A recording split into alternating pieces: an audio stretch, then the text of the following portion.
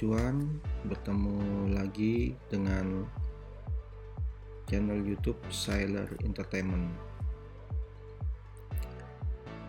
Kali ini kita akan membahas salah satu emiten saham di Indonesia yang sudah terbukti memberikan dividen yang tinggi dalam 2 tahun terakhir. Jadi kita akan mengulik pada tahun 2024 ini, apakah emiten ini akan melanjutkan pembagian dividen jumbonya.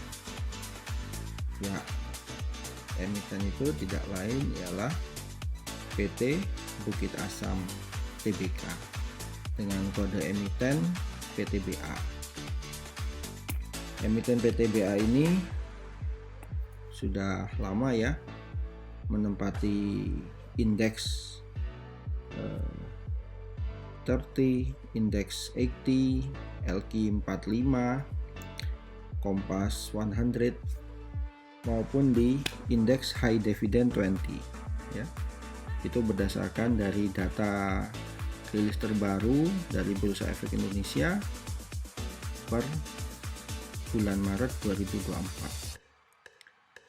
PTBA sebagai saham blue chip dengan market cap 33,76 triliun, di mana 65,93% kepemilikan sahamnya dimiliki oleh holding BUMN untuk mineral industri Indonesia, MIND ya. Dan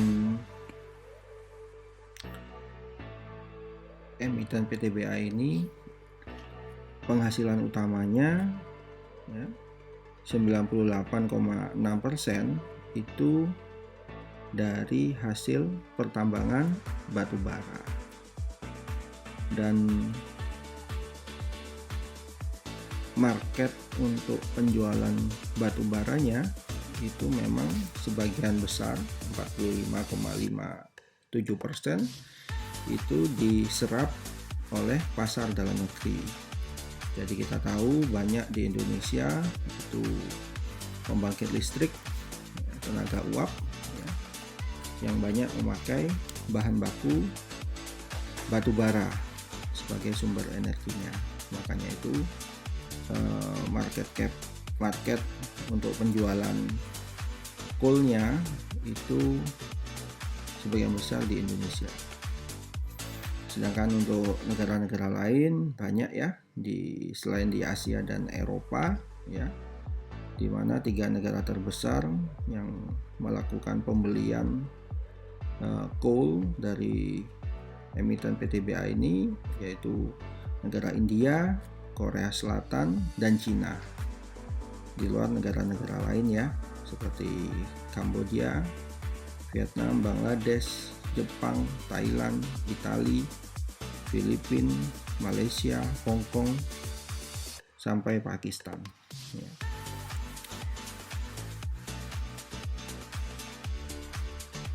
Memang tahun kemarin itu adalah tahun keemasan ya untuk harga coal, di mana adanya sentimen geopolitik ya, perang di Rusia Ukraina, sehingga pasokan batu bara itu menjadi menurun sehingga harganya meningkat hingga $400 lebih ya per ton waktu itu. Dan mulai awal tahun 2024 ini harga acuan coal Newcastle itu berangsur-angsur menurun ya, dari angka $380 per ton hingga di titik terendah bulan ini itu di angka $115 per ton. Jadi bisa dibayangkan harga coal turun hingga 75% lebih ya.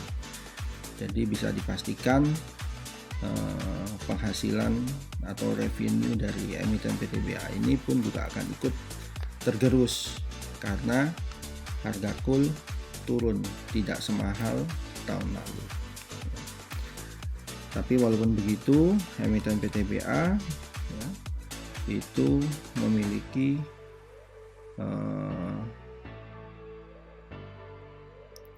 dividen payout ratio yang tinggi ya.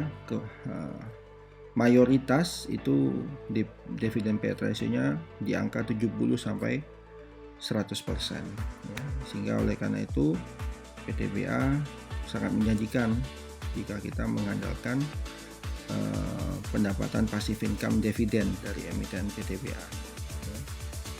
Baik, tidak pakai lama, kita langsung analisa ya, apakah pada tahun 2024 ini emiten PTBA akan tetap memberikan dividen jumbo seperti 2 tahun terakhir. Jadi untuk rencana umum rapat umum pemegang saham tahunan emiten PTBA itu akan diselenggarakan ya, pada tanggal 8 Mei 2024. Jadi otomatis come date-nya akan terjadi setelah tanggal 8 Mei 2024. Memang untuk emiten PTBA ini dalam 7 tahun terakhir itu rutin membagikan dividen 1 kali setahun, biasanya di bulan April hingga Juni.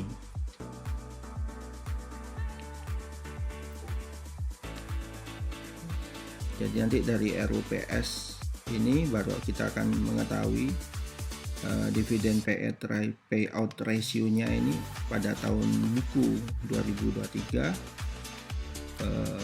diberikan sebanyak 100% seperti 2 tahun terakhir atau tidak. Jadi kita bisa lihat dalam 6 tahun terakhir dividen payout ratio-nya di kisaran mayoritas 70-100% dari laba bersih, di mana pernah 1 kali rendah ya, hanya 35% pada tahun 2020. Tapi dalam 2 tahun terakhir di tahun 2021 dan 2022 itu 100% dari laba dibagikan semua sebagai dividen kepada para pemegang saham. Sehingga kita bisa lihat yield daripada dividennya itu mayoritas di atas angka 7 hingga 30%. Memang pernah itu yield dividennya hanya 2,68% pada tahun 2020 dan tertinggi pada tahun kemarin ya, itu di angka 29,65%, yaitu mendekati 30% ya pada tahun kemarin 2022.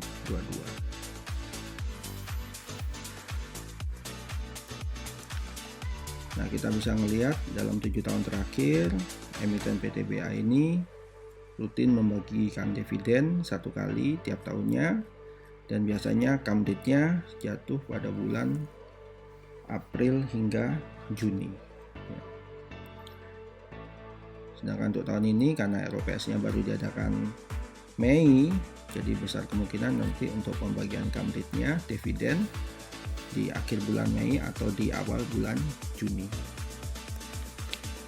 Nah, kalau kita lihat dari income statement ya, dari laporan keuangan tahunan untuk tahun buku 2023, memang penghasilan total revenue-nya menurun ya, sebanyak 9%, yang awalnya 42,65 triliun turun hingga 38,49 triliun.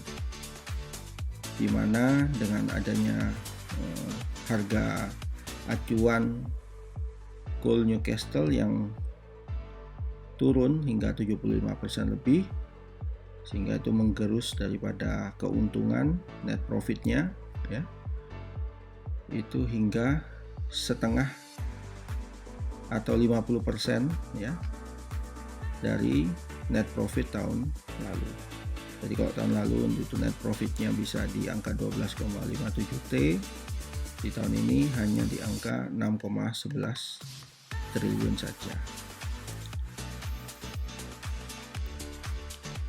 Nah, kalau kita lihat dari histori dividen payout ratio-nya di kisaran 35 yang terendah hingga 100% yang tertinggi dalam 2 tahun terakhir, maka kita bisa estimasi laba yang akan dibagikan menjadi dividen itu nominalnya bisa di kisaran 1,8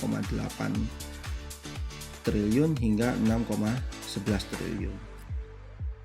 Jika kita membaginya dengan jumlah saham yang beredar sebanyak 11 miliar 520 juta lembar saham ya kurang lebih, maka estimasi dividen yang akan dibagikan pada tahun 2004 ini dengan nominal 159 hingga 530 rupiah per lembar sahamnya. Sehingga kalau kita melihat berdasarkan harga penutupan PTBA sebelum libur cuti bersama lebaran di angka 2.930, maka kita bisa hitung yieldnya di kisaran 5,4 sampai 18,1%.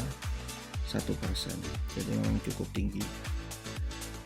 Jadi kalau kita lihat berdasarkan dari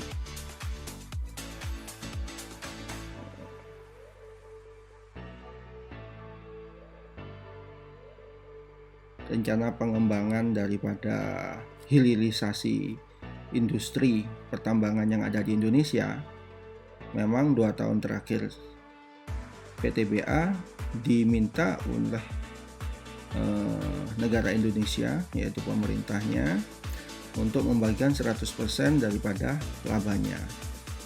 Kenapa? Karena pada tahun 2021 itu pemerintah Indonesia waktu itu hendak melakukan akuisisi sebanyak 51% dari saham Freeport ya. Jadi tambang emas yang ada di Papua. Sedangkan pada tahun 2022 lalu juga emiten PTBA diminta membagikan net profitnya sebanyak 100% sebagai dividen saham, karena pada waktu pemerintah Indonesia ada agenda untuk mengakuisisi sebanyak 34% dari saham Vale, yaitu perusahaan tambang nikel terbesar di Indonesia. Dan ada kemungkinan ya pada tahun 2024 ini PTBA juga akan diperintahkan juga untuk membagikan 100% daripada laba bersihnya, karena pemerintah Indonesia ada agenda untuk menambah kepemilikan saham di Freeport sebanyak 10%. Jadi yang awalnya 51 hendak ditingkatkan akuisisinya menjadi 60%. Jadi ini adalah fundamental yang menarik ya untuk emiten PTBA, di mana nanti bisa yieldnya bisa mencapai 18,1%. Akan tapi semua ini disclaimer ya, bahwa ini hanya materi edukasi dan bukan ajakan untuk menjual atau membeli saham tertentu. Nah, sebaiknya Sobat Cuan lakukan analisa ulang dengan lebih mendalam sebelum memutuskan melakukan investasi di saham tertentu. Baik, demikian materi edukasi untuk kali ini. Nantikan materi yang lain yang lebih menarik.